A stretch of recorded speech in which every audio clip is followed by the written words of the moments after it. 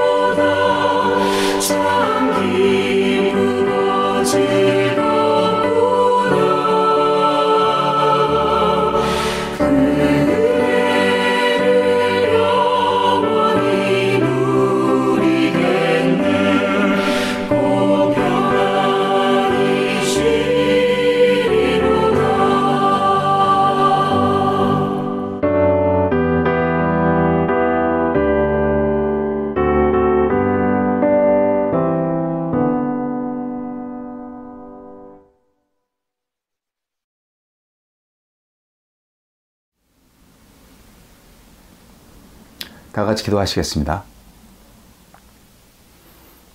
모든 것은 주님의 은혜입니다. 지난 주간 추수감사절을 맞이하여 가족들과의 만남, 그리고 모든 것을 하나님께 감사드리는 시간들 보냈습니다. 우리에게 가족을 허락하시고 또한 이 세상 만물 가운데에서 풍성한 수확을 보게 하심을 감사합니다. 물론 그렇지 않은 사람들도 있습니다. 그들을 긍휼히 여겨주시고 하나님의 사랑으로 품어주시옵소서. 생사화복은 주님의 손에 있습니다. 인생의 모든 일이 주님의 손을 거치지 않는 일이 없습니다. 모든 하느님의 섭리를 있는 그대로 받아들이게 하여 주시옵소서. 하느님을 판단하거나 우리 인간적인 생각으로 오해하지 않도록 올바른 믿음을 주시옵소서.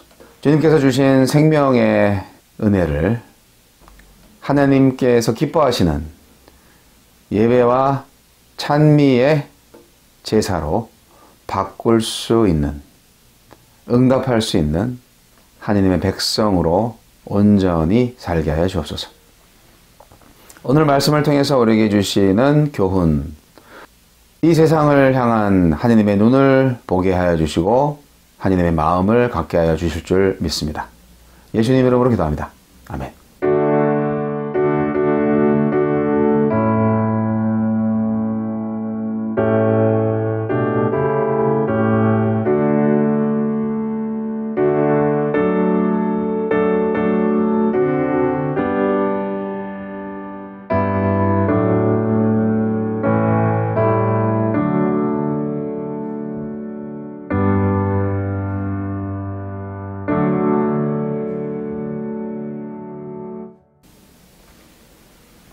다시 한번 헌신의 마음을 다해서 하나님께 찬송 올려드리겠습니다.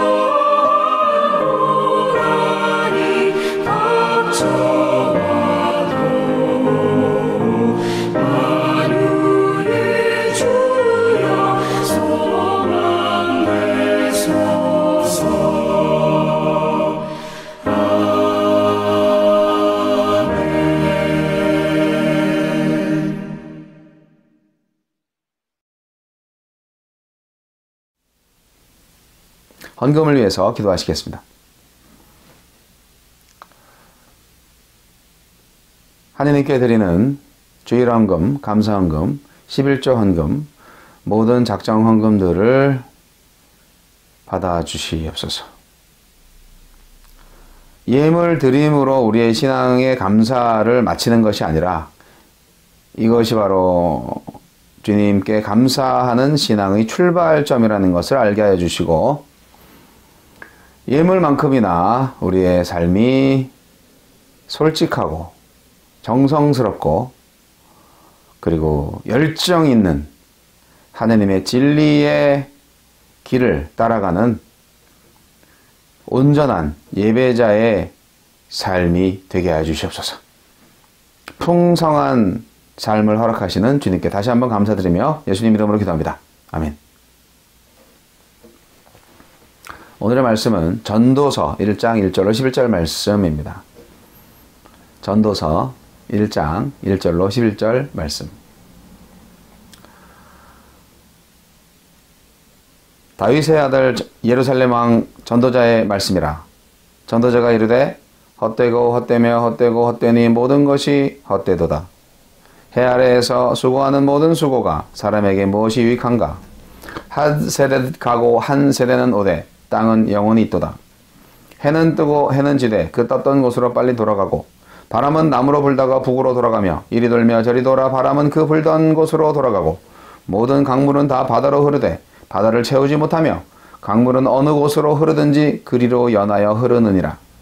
모든 만물이 피고 다나는 것을 사람이 말로 다 말할 수는 없나니 눈은 보아도 족함이 없고 귀는 들어도 가득 차지 아니하도다.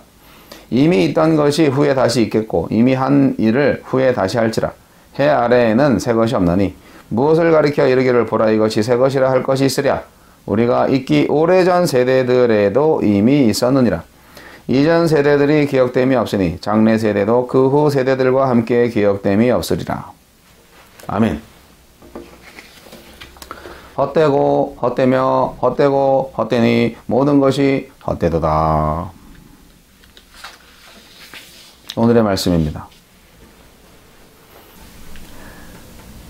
전도서는 욥기, 시편, 잠언, 아가서와 함께 시가서를 이루며 특히 잠언과 욥기와 더불어서 지혜서에 속합니다. 성경이 말하는 지혜란 무엇일까요? 한마디로 말해서 하나님을 아는 것입니다. 우리를 향한 하나님의 뜻을 아는 것입니다. 지혜서에서 사용되는 지식이라는 단어도 이와 동일한 의미를 가지고 있습니다. 지혜를 이렇게 정의한다면 사실 성경 전체가 지혜에 관한 이야기가 됩니다. 그래서 지혜서는 많은 성경 중에 특별히 하느님께서 우리에게 원하시는 바가 무엇인가? 우리는 그 뜻을 어떻게 알 수 있나? 과연 인간은 하느님의 뜻을 다 잘 알 수 있나? 이런 문제를 보다 집중적으로 다룬 책이라고 볼 수 있습니다. 성경의 지혜서에서 지혜는 크게 두 가지로 구분됩니다. 한쪽에는 규범적 지혜가 있고 다른 한쪽에는 반성적 지혜가 있습니다. 규범적 지혜란 세상에는 하느님께서 정하신 패턴이 있다는 것입니다. 아침에 해가 뜨고 밤이 되면 또 해가 지고 봄, 여름, 가을, 겨울 같은 계절의 변화가 있고 먹을 것이 풍성한 계절이 오면 또 춥고 배고픈 시절이 오는 것 등의 패턴입니다. 이 패턴을 잘 알고 대비하는 사람이 지혜로운 사람이고 이 패턴을 잘 모르거나 알고도 따르지 않는 사람이 있다면 그는 무지하고 아둔한 사람입니다. 성경 중에서 특히 잠언서가 이러한 규범적 지혜를 설명하는 책이죠. 이 패턴의 중심에는요, 심은 대로 거둔다는 규범이 자리 잡고 있습니다. 공 심은 데 콩 나고 팥 심은 데 팥 난다는 것처럼 좋은 것, 즉 선한 것을 심으면 그 결과도 선한 것이고 악한 것을 심으면 그 결과는 나쁠 수밖에 없다는 것이죠. 이에 비해 반성적 지혜는 패턴에 예외가 있다는 것을 가르쳐 줍니다. 욥기서가 바로 그런 책이죠. 대부분의 경우 규범적 지혜의 패턴이 적용되지만 가끔 그 패턴에 어긋나는 예외도 존재한다는 내용입니다. 욥처럼 아무 잘못도 없는 사람에게도 불행과 고난이 닥치는 경우가 있잖아요. 그렇기 때문에 하느님이 창조하시고 운행하시는 세계에서 벌어지는 모든 것을 인과응보의 원리 하나만으로 다 설명할 수 없다는 것이 욥기의 반성적 지혜입니다. 하느님은 주시기도 하고 거두시기도 하고 복을 주시기도 하고 화를 주시기도 하는 분이라는 욥의 고백은 하느님이 뿌린 대로 거둔다는 규범적 지혜를 초월하시는 분이라는 신앙 고백입니다. 전도서 역시 반성적 지혜에 속한 책입니다. 그런데 욥기가 인과응보에 예외가 있다는 것에 초점을 맞춘다면 전도서는 좀 더 포괄적으로 규범적 지혜에 대한 반성적 지혜의 교훈을 들이댑니다. 성도 여러분, 하나님의 뜻을 잘 알고 잘 따르면 그 결과로 부자가 된다는 일종의 번영신학은 성경적이지 않습니다. 이 잘못된 규범적 지혜가 왜 생겼을까요?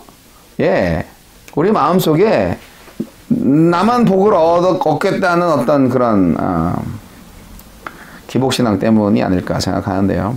이 기복신앙 차원의 규범적 지혜를 따르면 재물과 부여와 존귀, 많은 자녀와 장수와 행복, 좋은 기름과 생명, 웃음, 이런 것들을 가지고 있어야 하나님께로부터 복을 받은 자이고 지혜자가 되는 건데요. 반대로 이런 것이 없으면 의롭지도 못하고 지혜가 없는 자가 되어버린다는 거죠. 그건 너무 좀 이것을 생각해 보면은 좀 이상하죠. 잠언서가 이런 지혜를 말하는 책은 아닙니다. 잠언은요, 재물과 부요가 의인 또 지혜자에게 주어지는 하느님의 선물이지만 또 당연한 결과죠. 그렇지만 동시에 재물의 위험성을 또 경고하고 있지 않습니까? 잠언은 재물을 의지하지 말라고 경고합니다. 또 부 자체에 삶의 목적을 두지 말라고도 교훈하고 있죠. 그러니까 전도서의 반성적 지혜는 결코 잠언서의 규범적 지혜와 상반되는 입장이 아니고요. 또 잠언서도 기복신앙적 규범적 지혜가 아닙니다. 전도서의 반성적 지혜와 상반되는 규범적 지혜가 속한 영역은 잠언서가 아닌 개인주의화되고 세속화된 형태의 기복신앙이나 또는 번영신학의 범주에 들어 있습니다.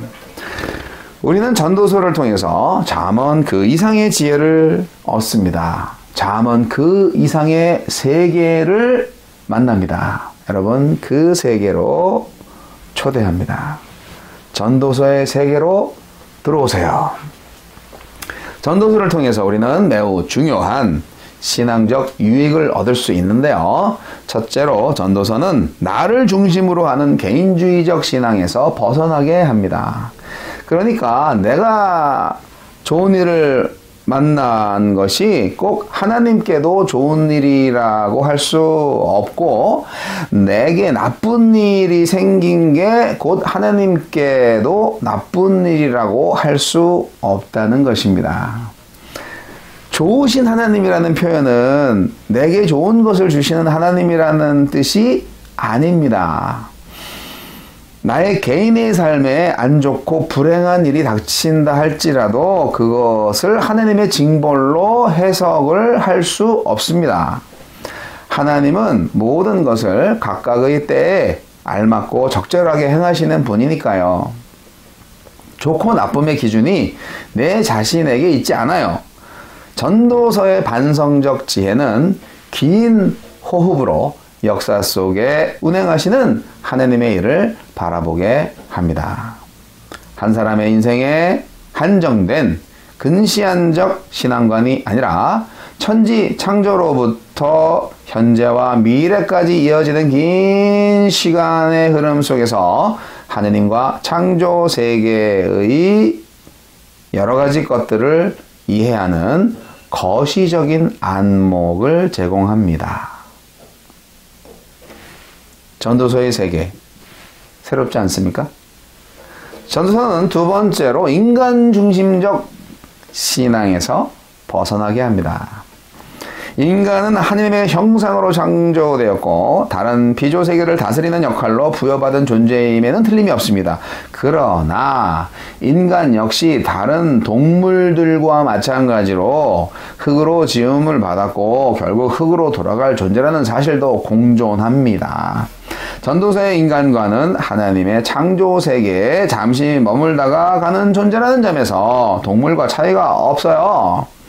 전도서에 의하면 그렇다는 거예요. 그러니까 전도서의 반성적 지혜는 창조세계의 주인이자 주인공은 하나님이지 인간은 아니다라는 것을 일깨워 주고 있습니다. 전도서는 세 번째로 인간이 하나님의 패턴을 알 수 없기 때문에 하나님은 두려운 분이시라고 말을 합니다. 인간이 하나님 앞에서 겸손할 수밖에 없는 이유 역시 하나님을 온전히 알 수 없기 때문입니다. 잠언서가 하나님을 아는 것이 하나님께 대한 경외이자 그분 앞에서 겸손이다 라고 말하는 반면에 전도서는 하나님을 알 수 없기 때문에 하나님을 두려워하고 그분 앞에 겸손할 수밖에 없다라고 말하는 거예요.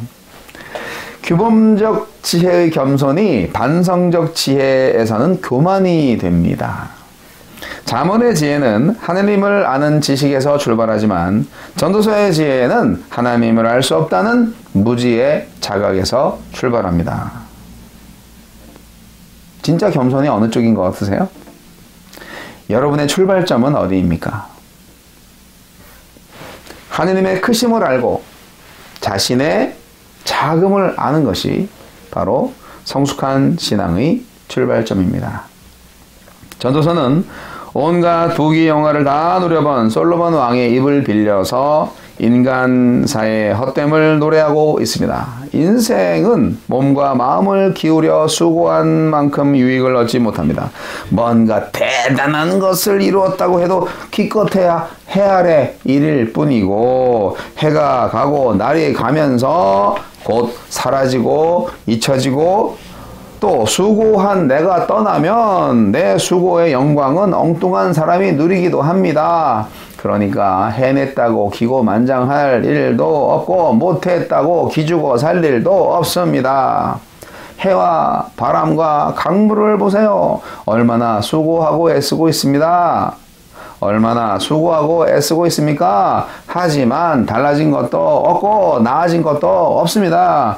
저 거대한 해도 떴다가 왔던 곳으로 가고 바람이 불던 곳으로 돌아가고 강물이 아무리 부지런히 물을 바다에 전해도 바다가 채워져 넘치는 법이 없습니다. 만물은 처음 창조되었던 때와 같이 그대로 있습니다.